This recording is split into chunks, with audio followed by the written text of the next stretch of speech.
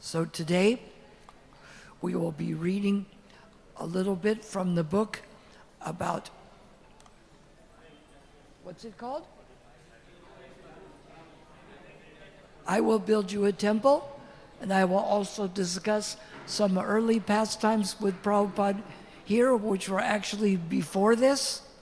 I spent a year here, but it was 1971, so there was no Juhu yet. And then we will talk about, what is today? Gita Jayanti.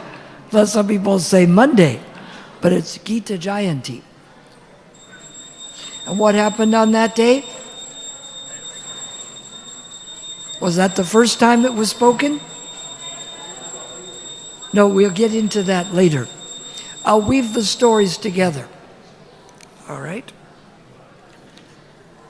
So, facing challenges. See, now I just come and wait for them to open the doors, but in the early days, we faced some different challenges. Now people face challenges with their own mind, but it's different than the challenges of the early days. So, Prabhupada was getting a glimpse of his own internal mood of Krishna consciousness and inspiring us to follow in his footsteps.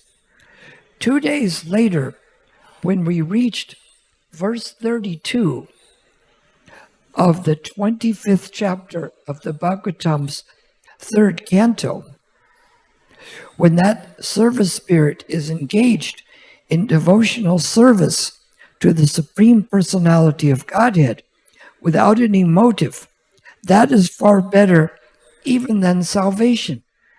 He explained, a devotee is not very much anxious for mukti because a devotee is always mukti, liberated.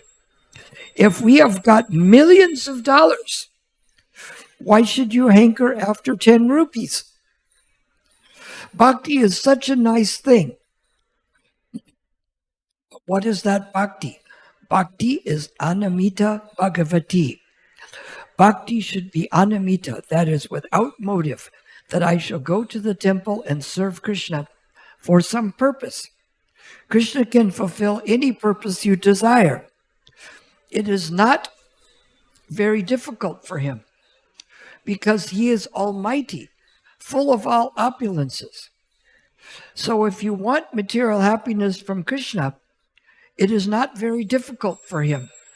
He can give you even mukti. But to ask for Krishna for anything other than bhakti is foolishness. This is why Lord Chaitanya says he is the greatest capitalist, because capital is what you use to purchase things. And if you have bhakti, you can purchase Krishna's love and you can purchase your relationship with Krishna. So it is the highest form of capital, because there are some things you can buy with money, but there's some things that only bhakti buys. Prabhupada is saying, my Guru Maharaj used to give this example. If you go to a rich man and he says, now, whatever you like, you can ask from me, and I shall give you. Then if you ask him, you give me a pinch of ash. Is that very intelligent? Similarly, there is a story that one old woman in the forest was carrying a big bundle of dry wood, and somehow or other the bundle fell down.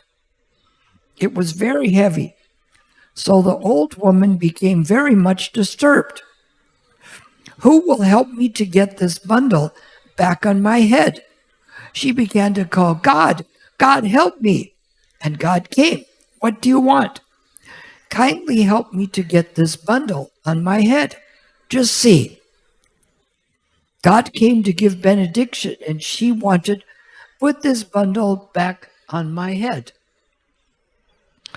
So we are doing the same thing. We go to God and ask him, kindly give me the bundle on my head. May my family become happy. May I have a large amount of money to enjoy material things. We ask, that is our foolishness. Chaitanya Mahaprabhu teaches us, therefore, that actually if you want something from God, that should be only begging for his service. The Hare Krishna Maha Mantra means addressing God, Krishna, and his energy, Srimati Radharani, Hare. O internal potency of Krishna. When you address someone, you want to ask something. So if they respond, yes, why are you calling? Then please engage me in your service. This is the prayer, not give me money, or give me a beautiful wife, or many followers. These are material hankerings. But Sri Chaitanya Mahaprabhu says, no. Nadanam nagyanam nasundarim kavitam va jagadisha kamaye. He prayed, O Lord of the universe, I do not desire material wealth, material followers, a beautiful wife, or fruitive activities described in flowery language. All I want, life after life, is unmotivated devotional service to you. Hearing Srila Prabhupada's words by his grace, I felt both chastened and enlivened. Continuing his talks on Srimad Bhagavatam 3.25, Prabhupada came to verse 35. Pasyanti te me ruchayani ambasantaha prasana vaktaruna lochanani rupani divyani varapradani sakam vacham Priya Niyam Vadanti. O Mother, my devotees always see the smiling face of my form, with eyes like the rising morning sun. They like to see my various transcendental forms, which are all benevolent, and they also talk favorably with me. He related the verse to our beautiful deities of SriSriRadhaRasbihari, of course, and the benefit people receive by appreciating them. Here it is said, Pasyante te me ruchayani. Krishna is so beautiful. Rucharani. Ruchira means very attractive. Now, fortunately, people in Bombay say that our deity here is most beautiful. They say there is no other such deity in Bombay city. So this is our duty, to address Krishna in such attractive way that people at least see that it is very beautiful. Then a person becomes a devotee simply by appreciating. Simply by appreciating. If they say, now the deity worship is nice, they go a step forward immediately, simply by appreciation. Then other things will come gradually. Therefore, the temple worship should be exactly to the routine, to the instruction of the Shastra and Guru and Acharya, so that the worshipper as well as the visitor, both of them will benefit. This will be gradually seeing the results. Krishna is so kind that he has consented to appear in that we can see. At the present moment, we cannot see Krishna as he is spiritually embodied, Satchidananda Vigraha, because we have no eyes. Tase Sat Chit Ananda Vigraha. There is also Sat Chit Ananda Vigraha, Archamurti. Some people say if I can't see it, it doesn't exist. Does anyone have a cell phone? Raise your hand if you have a cell phone. None of you have cell phones? Microwaves come in to make the phone work, right? Can you see them? Therefore, they don't exist. If that was true, this is obviously a false premise, because just because you can't see it doesn't mean it doesn't exist. Otherwise, the phone isn't working, even though it is. He is not idol worship. The atheist class may say so, but it is not so. Those who have got eyes, they can see. Just like Chaitanya Mahaprabhu. Chaitanya Mahaprabhu, when he entered the temple of Jagannath, immediately he fainted. Oh, here is my Lord. Here is my Lord. So one has to become Santa. Then one can see. But it is by culture. Premanjanacharita bhakti velochanena. Santa Sadaiva.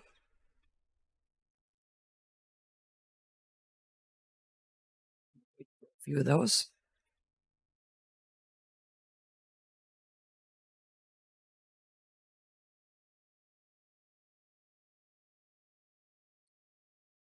When you develop that culture, when you develop that love for Krishna, then you will see immediately and you will faint. Oh, here is my Lord. Prabhupada wrote to his friend, Dr. V. Chana Reddy, governor of Uttar Pradesh, summarizing our difficulties in obtaining the NOC and permission to build, and asking him to approach the governor of Maharashtra and request him to do justice to us. Here's the letter. My dear Sri Reddyji, I thank you so much for your kind acceptance of our invitation, and I have read your letter dated November 19th, 1974 with great interest. Your acceptance of the authority of Bhagavad-gita and Srimad Bhagavatam through the blessings of Lord Sri Chaitanya Mahaprabhu has given me much transcendental bliss that my ecstasy knows no bounds. Very rarely do we find such an ideal devotee like you in the political field. Actually speaking, according to the Vedic conception of life, every head of state should become a Raj Rishi, which means a king or governor or ruling chief should be as ideal as a great saint or rishi. Therefore, formerly, saintly kings were many. The Mahabharata means greater Bharat. So we find saintly kings like Maharaj Yudhisthira, Maharaj Parikshit, Maharaj Bharat, and so on. What to speak of King Lord Ramachandra? The whole history of the Battle of Kurukshetra is based on this principle of finding out a Rajarshi on the throne of the kingdom. Lord Krishna himself took part in this Battle of Kurukshetra to install Maharaj Yudhisthira on the throne of the world empire and to pluck out the usurper like Duryodhana from the seat of ruling power. Bhagavad-gita, the essence of all Vedic literature, was firstly taught to the Rajishis, or the saintly kings. This is recorded in Bhagavad-gita, 4th chapter. Mam vishate yogam proktavam aham avyayam vivishwan manave praha manur ikshato pravit. So at the present moment, there is a great need of Rajarshis on the head of ruling government. So I am glad to see you on the throne of Uttar Pradesh as governor, and I expect your administration should be ideal as the former Rajarshis. At least I expect that you should try to give example of ideal governor from the holy place of Uttar Pradesh, where situated holy places like Ayodhya, Varanasi, Prayag, Mathura, Vrindavan, Haridwar. In the Bhagavad-gita it is said, Yad yat acharati shreshtas tad evataro janaha satat premata kurate lokas tad anuvartate. Whatever action is performed by a great man, common men will follow in his footsteps. And whatever standards he sets, all the world pursues. I wish that your tenure of office may be exemplary administration with reference to the principles of Bhagavad-gita and Srimad Bhagavatam. I thank you much more for agreeing to be our guest on the day of Ram Navami inauguration ceremony of our temple in Vrindavan. I wish that you may come there one day before the ceremony and remain there at least 24 to 34 hours in Vrindavan. By the grace of Krishna Balaram, I may arrange for your comfortable stay in our ashram house, which is completing construction.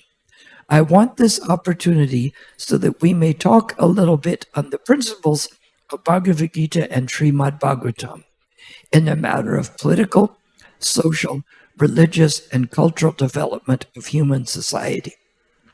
I'm pushing on this Hare Krishna movement all over the world with the idea of uniting human society on the principles of Bhagavad-gita.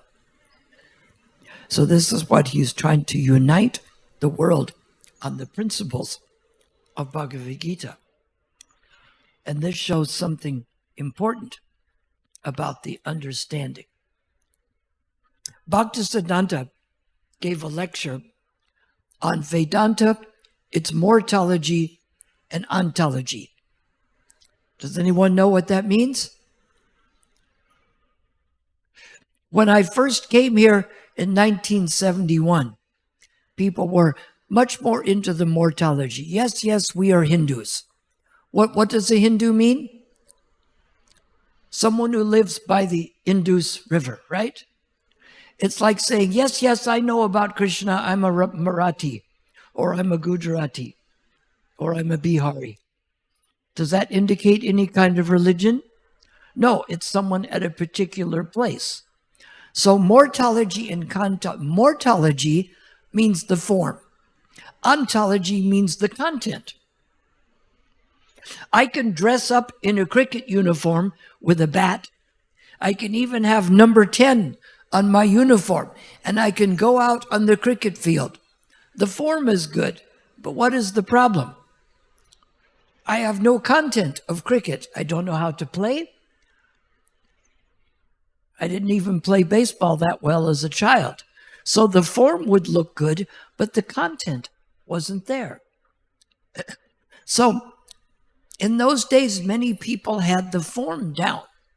They would come to the temple and they would pray to the deity that they want so many things. I have a list for you. You didn't finish my last list, but I have a new list of things for you. And we see that what Prabhupada showed was it is the content that's more important than just the form. Bhagavad-gita goes into that to show what is the real practice of spiritual life. And this is why Prabhupada brought us. We see the form may look good, but the content may not be there. I was in Miami with my children. My children are financial wizards. We went to look at properties that were foreclosures, and I got all dressed up to give the Sunday feast lecture at the Miami temple. And my children came with me, and 4 people come with dhotis and kurtas. And I said, oh, Hare Krishna. They said, what? I'm thinking, how can they say what?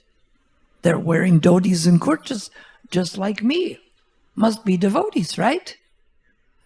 So then I said, are you going to the temple? They said, the what?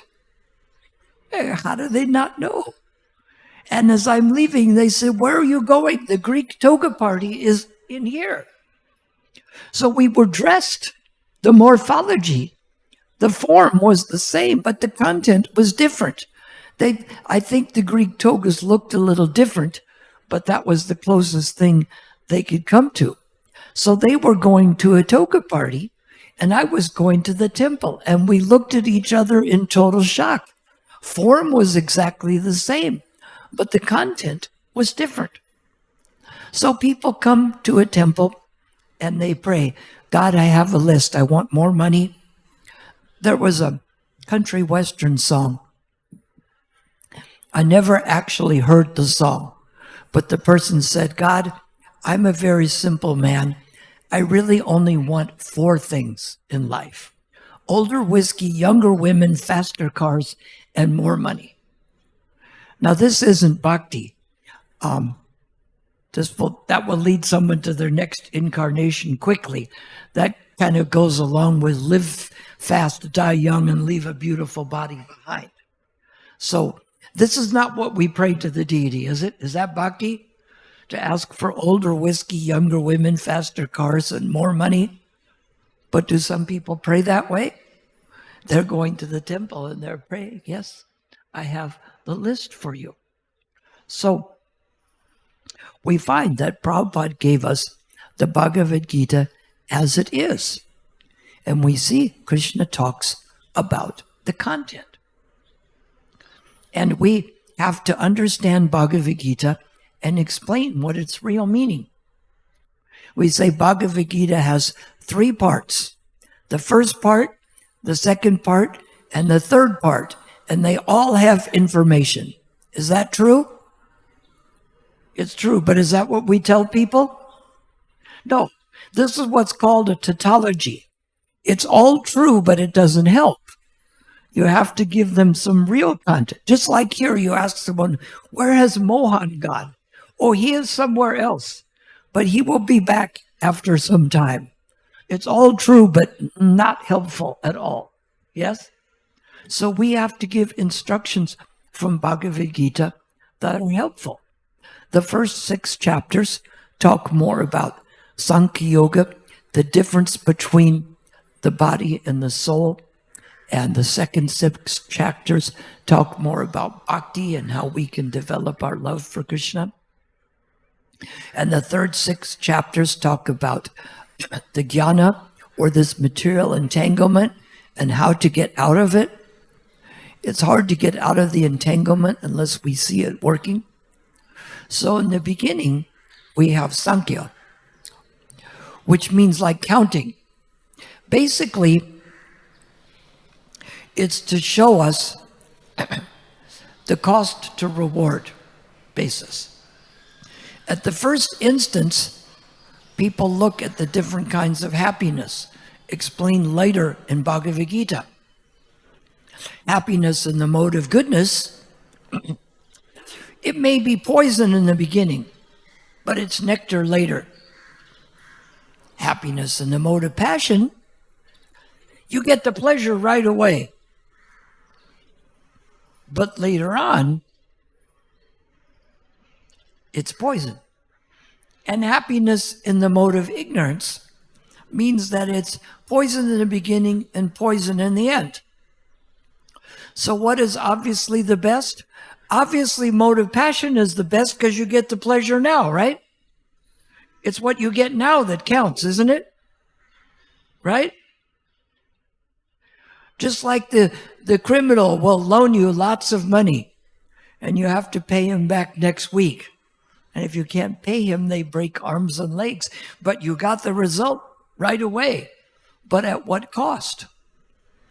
So the mode of passion brings some pleasure, but at what cost? If I say, I will give you a 200 rupee note. Oh, good.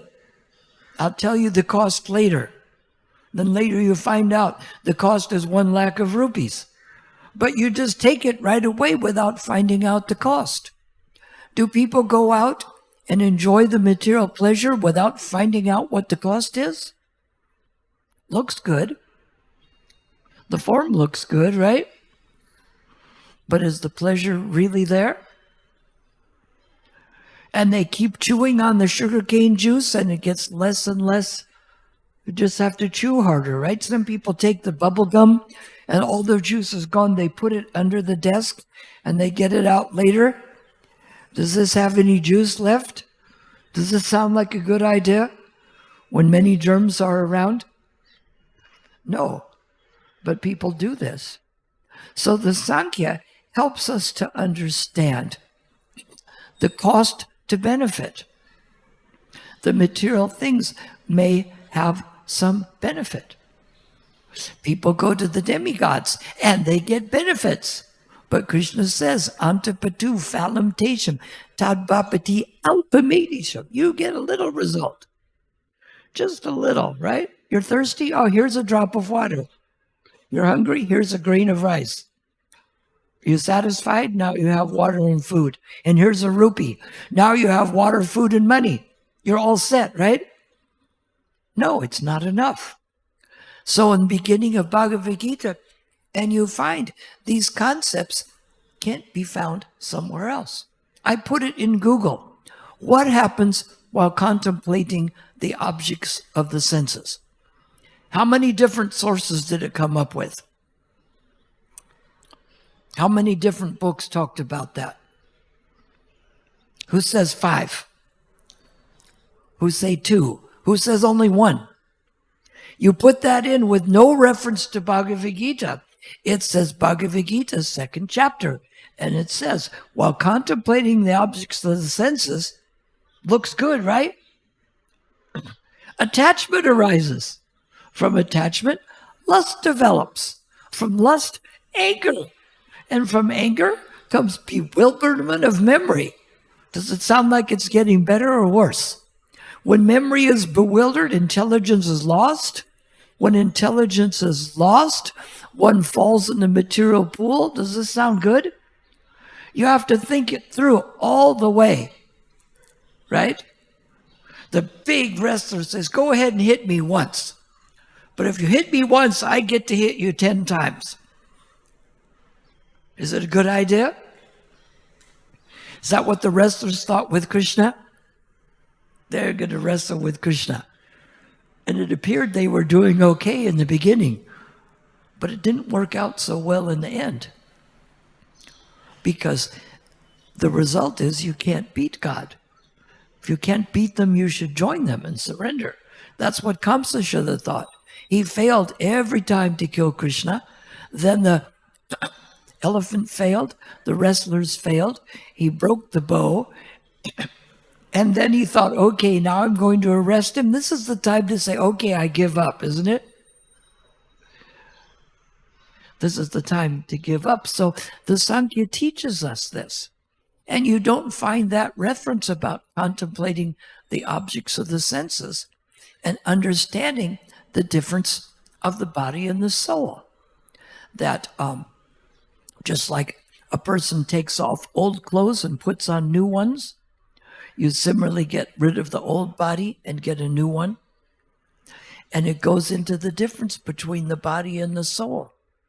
They talk a little bit about the idea in different religions like Christianity, but they think they're going to bury the body and then the body gets resurrected. This means it's better to die at 19 than at 90, doesn't it?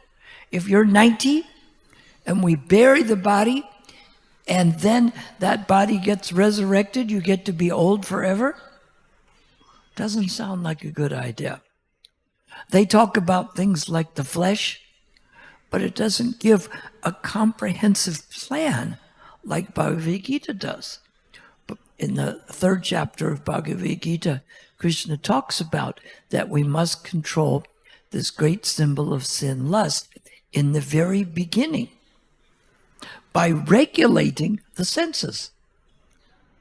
Like Krishna says in the 6th chapter, from whenever and wherever the mind wanders, you pull it back under the control of self. So these things are practically said. And he talks about using deliberate spiritual intelligence. Deliberate means like the jury. They take in all the information and they discuss it, and they don't take some action until you've determined by deliberation what is the best course of action for me to take. What course of action will bring me closer to Krishna, and what will take me away. If we're not sure about something, we do more reading, we ask other people. We don't just take whatever happens. Someone gives you a pill, you say, oh, do you try this? Maybe it's an intoxicant. Maybe it kills you. Maybe it's both. But do you just take things without knowing what they are? If someone's passing out pills, do you take them? No. We have to find out deliberate what it is that we're doing. And we find in the 4th chapter, as it's saying here, originally this knowledge was spoken to the sun god Vivishvan. Vivishvan spoke it to Manu. Manu spoke it to his son Ikshvaku. And Krishna says that evam parampara praptamimam rajarishi vidu. The knowledge was imparted in disciplic succession. And the saintly kings understood it in that way. So we have to get the knowledge from disciplic succession. Today, people get some concocted ideas. We follow the disciplic succession, not the concocted method. And Krishna explains that he says this very ancient science, before he says that, he says that over the course of time, the succession was broken, and therefore the science as it is appears to be lost. So we are very careful to keep what Prabhupada has given us intact so that it's not lost. And then Krishna, of course, says, Janma karma cha me divyam evam yo veti takvataha takvadeha punarjanma naitimam eti. So Arjuna, one who knows the transcendental nature of my appearance and activities, does not take his birth in this material world, but returns to my abode. And then the other important part he says in that chapter is tat vidipani prashnena pariprashnena sevaya upadekshanti tegyanam gyananivas tattvadarshanaha. That we approach a self-realized spiritual master, inquire from him submissively, and render service to him. The self-realized soul can impart knowledge to you because he has seen the truth. And this is why we went to Prabhupada. In the end of the Gita, of course, Krishna says that one who teaches this science to my devotees is the most dear, and never will there be one more dear. And this is why the giving of literatures to people is such an important thing. What are some of the things that happened in literatures?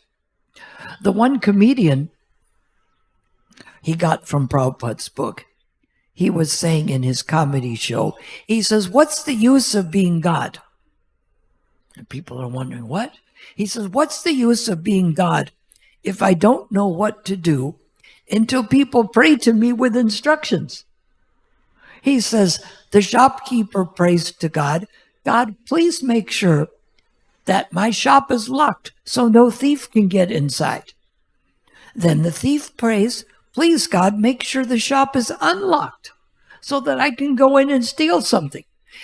And God is supposed to be confused by conflicting prayers, as if he doesn't know what to do. And now he goes, now what do? I'm getting conflicting prayers. So he said, what's the use of being God if you have to wait for people to pray to you with instructions? Obviously, he doesn't need our instructions. So we see that even random people can get that idea because they read it from Prabhupada's book and they repeat it. Other people may get it, right? If it says on the label, don't touch the flame, it will burn. You may not understand, but you tell someone else, they will understand. We find things in history that in 1975, Gopal Krishna Swami, a few others went to the Moscow Book Fair, and they gave a Bhagavad-gita to the mayor of Moscow. That person was Boris Yeltsin, and he had read the Bhagavad-gita, and he stopped the whole communist takeover. So this knowledge can do a lot. We see this is why Prabhupada wanted to establish a temple where we do different things. We worship the deity. We give the knowledge to people so they know how to worship the deity. Not that they come and ask for material favors. Not that the thief is praying, please make sure that the shop is locked. Or they're saying, please make sure my cricket team wins. Do we pray that way? Do we pray that my cricket team wins? I don't even know the names of any cricket team, so I don't have one. So, but I bet some people come and pray that way. The person next to him is praying some other team will win. But is this why we approach Krishna? No, we approach Krishna to ask him for how we can serve him. And this is how Prabhupada showed us that. The things that he had in mind were the prelude to this temple. And we have to be careful what we pray for. I do remember I used to go to the beach and pray for some way to develop love of God. And finally the inspiration came to me that I'd heard from some of my friends. If I really want love of God, I have to give up illicit sex and intoxication. This was January 5th, 1970. I said, that's a good idea. I'll do it later. And then I got the idea, no, I should do it now. So I said, all right, God, I know I'm only a high school kid, and I'd like to date a few more girls, go to a few more parties, but I'll give these things up and you send me away to develop love for you. And I thought, how long will it take? A week, a month, a year? I opened my eyes, and as close as Gorni Tayar was a devotee in saffron coming over. And I said, what are you doing here? He says, well, we were up on the hill, and all of a sudden I had this uncontrollable compulsion to come down to the beach. And he said, would you like to come and chant with us? I said, I think that that's exactly what I'm supposed to do. Isn't it better I prayed for that than one of the high school girls? I could have gotten two of them. One could break my heart and the other could spend my money. Which one's bad? Different kinds of suffering. Don't worry, we'll give you suffering, but it's a different kind of suffering. So that makes it okay, right? It's different suffering, as long as it's different. So I was in Paris, France. It was freezing cold. And I said, Krishna, I'll make you a deal. If you get me out of this cold, I'll never complain about heat ever. So a letter came from Prabhupada saying, please send 3 devotees to India. So we were off. And when I got here, the Cross Maidan festival was going on. And I was just in time to be initiated at the Cross Maidan festival. And Prabhupada took good care of me then because I was 18, and he told the older people, the old devotees. When I mean old devotees, someone said, did you hear what happened to Tamal Krishna? And I said, no. Someone said, he turned 24. And I'm thinking, 24? And Shaimasundar says, that's nothing. I'm 29. So when we're talking about old men, we're talking about 24 and 29. That we don't call that old now, right? Would you call, 24, that's an old man, right? So Prabhupada told him, you must take care of him. He's a young boy. We thought, how is this movement going to go on? It was just Prabhupada and a bunch of children. But Prabhupada trained these children what to do, showing by his example. And in that Akash Ganga building, I watched the things that Prabhupada did. He was very deliberate about things that he did. He was very sure. I got to do the Mangala arati for SriSriRadhaRasbihariTemple, and we were on the 7th floor, so we couldn't make noise. And Prabhupada would come out, and I would hand him the flower directly. And it was amazing how Prabhupada knew when to be the guru and when just to be friendly. We were walking around the garden at Hanging Gardens, and these impersonal swamis came and said, you want to come to our ashram? We said, Prabhupada, if you want to go. Prabhupada said, not like that. If we all want to go, we will go. And so we said, all right. And even though I'm American, I had come from France to here. And Prabhupada is just sitting on the floor, old Dodi, and he's preaching to them. And he turns to me and he says, you just came from France recently, didn't you? I said, yes, Srila Prabhupada, I did. And he'd remembered that. And going on walks was fantastic because then we had the India-Pakistan war. And when I said I was here during the war and they look at me funny, that means they either weren't born yet or they were somewhere else, because the Akash Ganga building was on Warden Road, and out the window I could see the ocean. So I'm doing the arati the one night, and I hear the air raid siren go off, and you see the tracer bullets going in the air. And the Pakistani planes dropped the bombs in the ocean, and then they flew away. But if you see bombs dropping close to you, it's not the kind of thing that you forget. It's like someone said, war. If they saw the bombs, they, oh yes, I saw the bombs explode near me. So I'm seeing the bombs going, Jayo, Jayo, going up. Big explosions. And not the kind of thing you forget. So I used to get to go into Prabhupada's room. First, he would come out when I was doing the Mangala arati.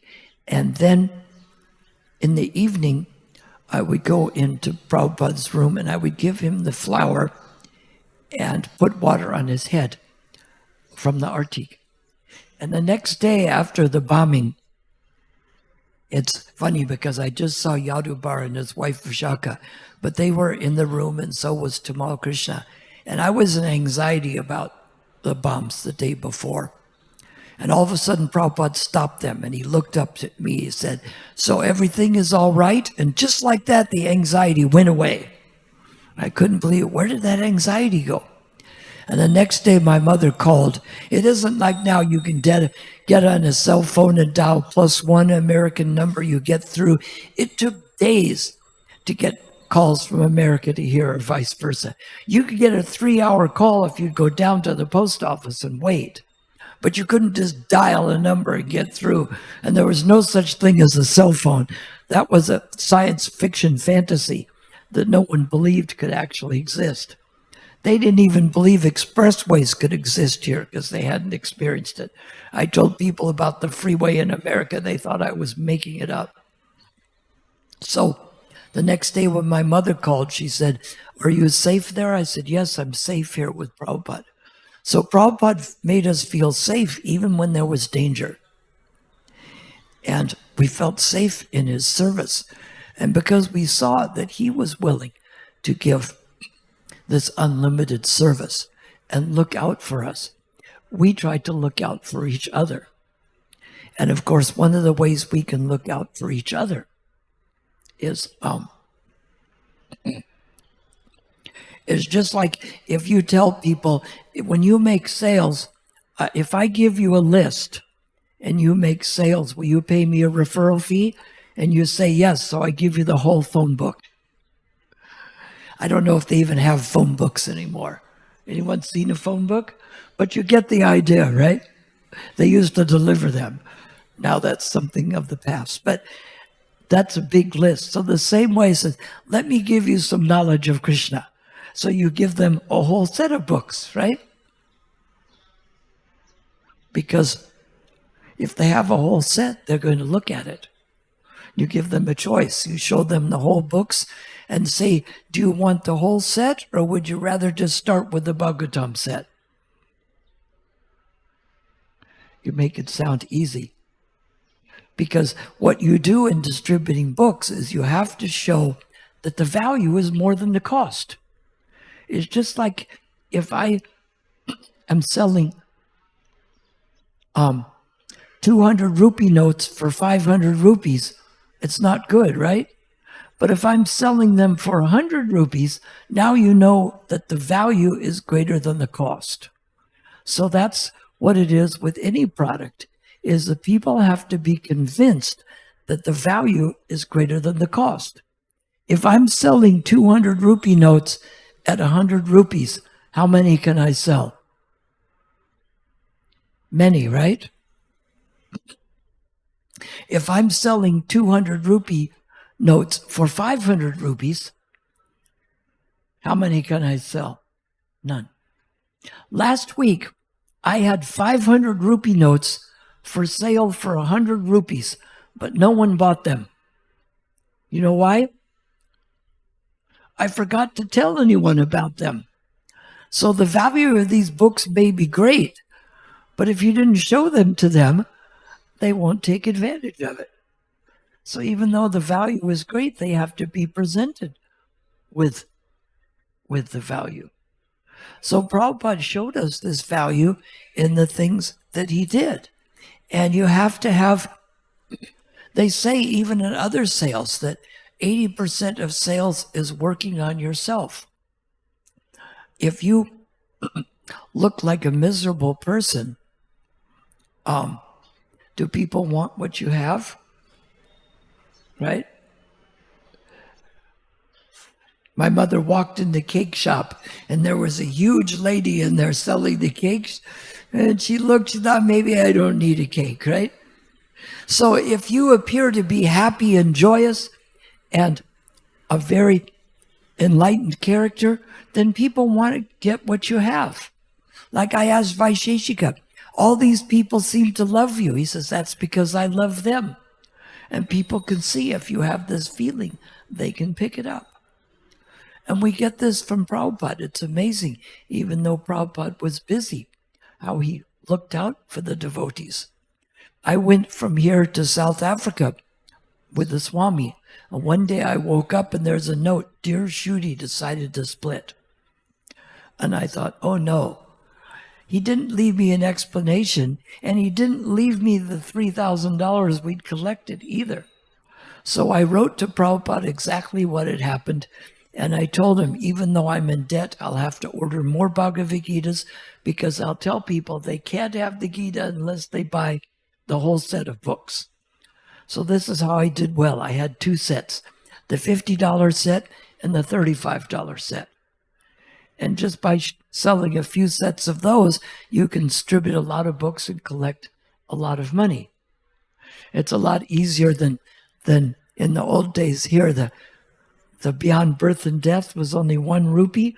We used to pull up in the van and we'd say, Janma Mritu Chapali Kare, 8 rupai, wacha wacha, right? But you're not going to do much by collecting 1 rupee at a time, are you? 1 rupee to $50 is about how much? It's like 4,500 difference, right? 50 rupees, $50 like 4,500 rupees. So I would have to sell 4,500 of those. But Prabhupada wrote me back, and he said he was very much pleased at the responsibility I'd taken. And I thought maybe I was in trouble for all the decisions I had to make. But there was no one there. I had to make decisions. And he said, I'm very much pleased at the responsibility you've taken to spread Krishna consciousness in South Africa at such a young age. And he wrote that I'm praying to Krishna that you'll have the strength and enthusiasm to carry out this mission. So even though I'm not much myself and I'm not very well qualified, I was connected to the right person, right? You may not be much, but if you're the assistant of Narendra Modi or Donald Trump, you can accomplish a lot, right? A lot of it's who you're connected to. So Prabhupada asked Brahmananda Swami to drive like the 4,000 kilometers from Nairobi to where I was, and he drove down. They turned him back at the border. And he asked someone else to come, and they left right away. But Prabhupada was concerned that I was there alone. So what we have to have is a concern for humanity. Bhavananda said in Mayapur that sometimes I feel sad for these poor people. And Prabhupada said, why only sometimes? So if we have compassion for the people who don't have knowledge and who don't have food, then people can see that and we can be something helpful to them. And we have to be thankful for the opportunities. There, we were at the Akash Ganga just looking for a place. And when they got here, now you have chokidars watching for the choris who tried to steal things. But before, we had real gundas who came to try to destroy the temple. And the temple was just a tinfoil building. It wasn't a nice guest house with a beautiful temple and you wait for the doors to open. We have to be thankful for the struggles the people went through. On my way to South Africa in 1972, I went to Mayapur. And first I was in Kolkata. And I got a ride out and they said, see that shack? See that building? I said, the shack? They says, yes, Jai Pataka Swami is there and he knows that you're coming. And he says, oh, I'm so glad you've come here to join us. He said, you can stay with us in the building. And people said, oh, you mean like Lotus Conch? I said, where is the building? He says, this shack is the building. There isn't any other. Now the Bhajan Kutir is the fixed up version of the shack. it looked like, the sign should say Kachara Bhavan, right? Because it was an old shack falling apart. But that was the building. There wasn't any Koch, Lotus, so many different facilities. So we went to these places to get things started, just with Krishna's mercy. So now we always new projects. One new project, of course, is to get books in many people's hands. Look how well Juhu is doing. Juhu used to be way behind. Delhi used to be way out ahead, number one, and then there was Mayapur, and then a few others, and then Juhu. Now Mayapur is way out ahead.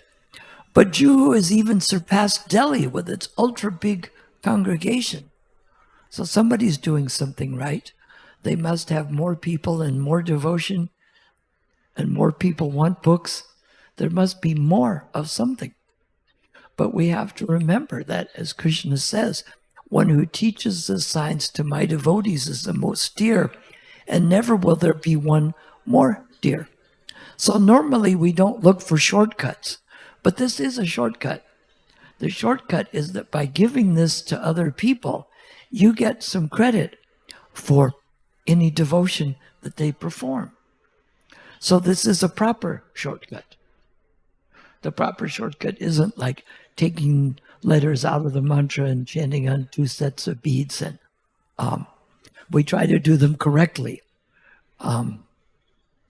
But this is a shortcut by giving this to others. And this, of course, was Prabhupada's mission.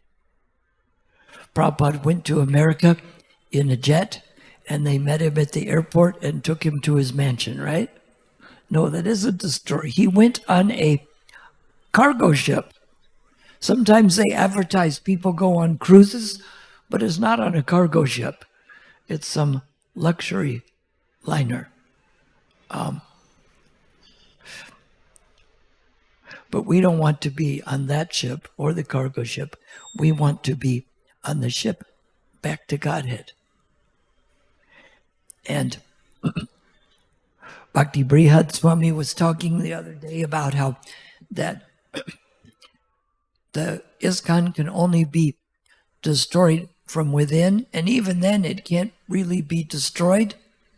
So some people may cause a problem, and they may rock the boat of Krishna consciousness, but they can't sink the ship.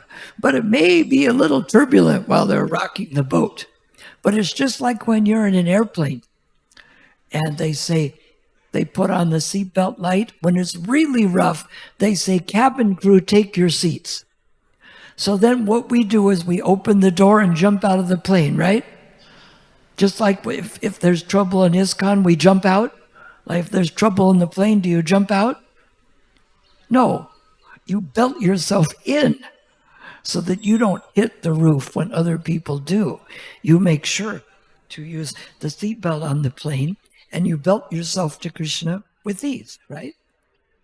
So you make sure that you're connected, because if I'm connected to Krishna when they're rocking the boat, I'm not going to get thrown off the boat, because the boat will survive.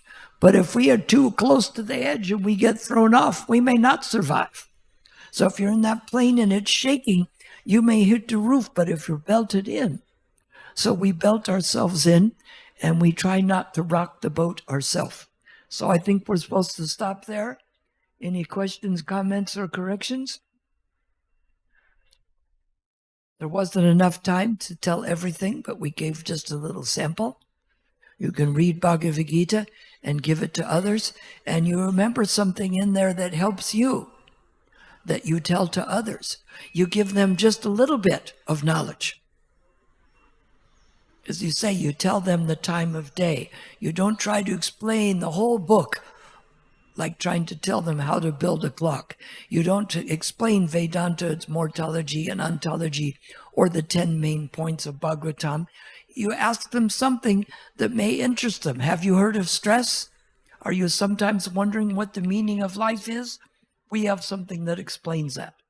But quite often it stops by asking a question of them. Do you ever struggle in life? you get interest from them. And people are asking the question, some people don't want books, but you're looking for the people who want them. If people don't seem interested, then you go to another one. You create the interest before you can create a desire and get action. If you don't get that, you concentrate on someone else. All right. Thank you. Hare Krishna.